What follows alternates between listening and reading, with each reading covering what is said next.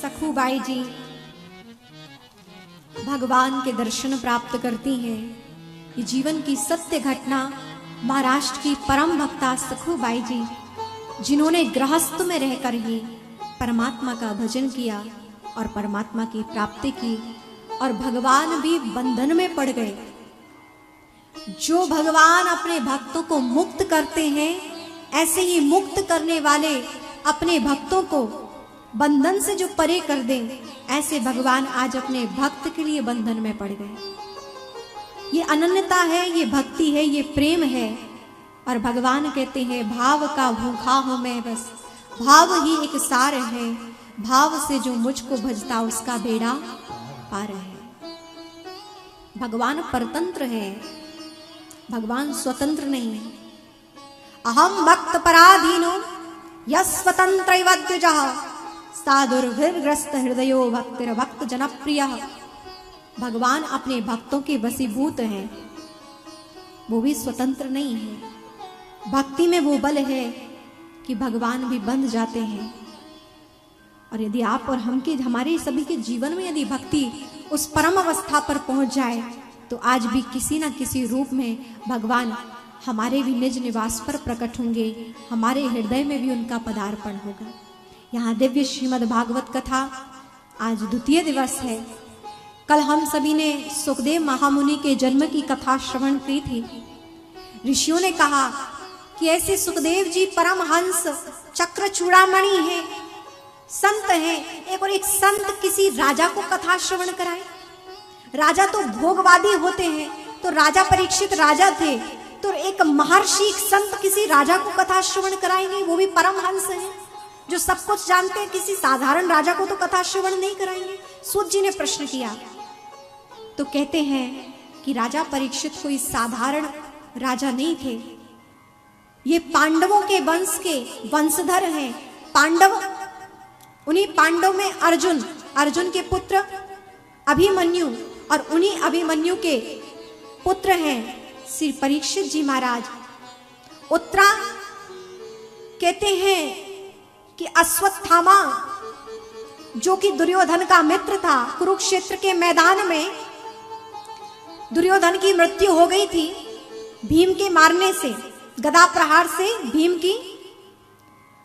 दुर्योधन मरणासन्न स्थिति में था।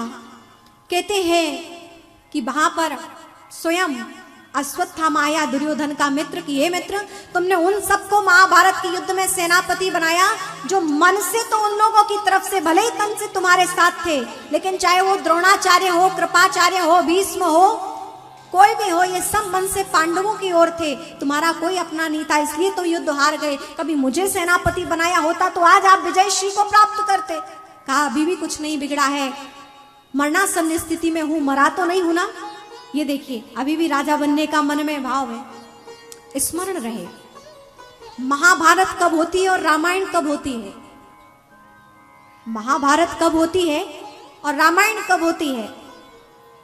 जब आप अपने भाई के सिर से मुकुट उतारने लग जाओ, यानी उसके हक का भी लेने लग जाओ, तब महाभारत होती है।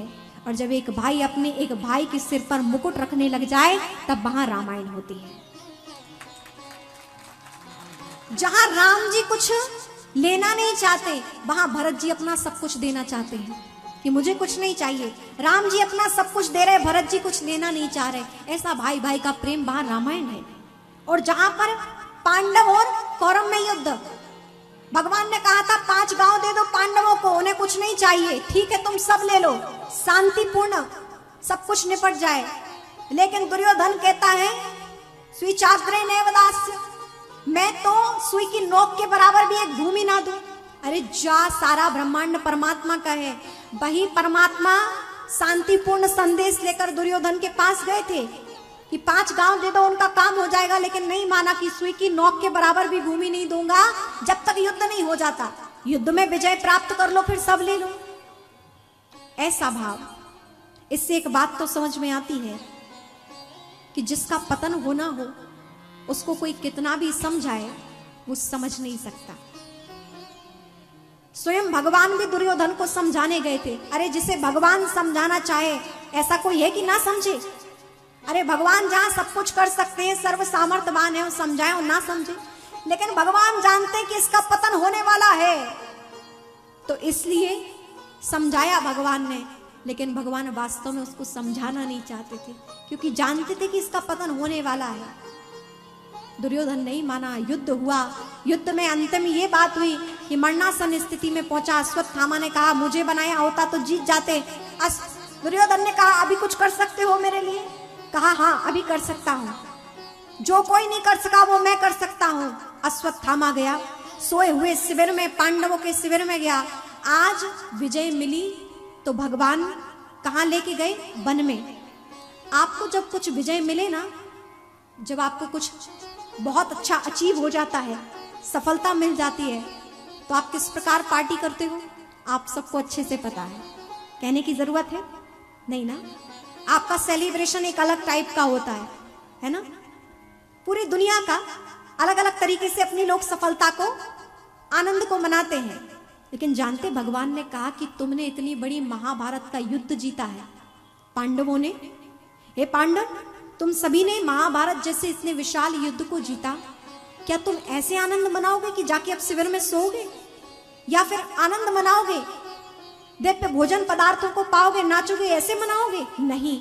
जिन संतों के आशीर्वाद से तुम्हें विजय मिली, जिन माता पिता के आशीर्वाद से तुम्हें विजय मिली, जाओ उन्हीं का धन्यवाद करो। इस प्रकार अपनी विजय मनाओ। भगवान लेकर जंगल गए और उन साधु संतों से आशीर्वाद मंगाया, प्राप्त किया।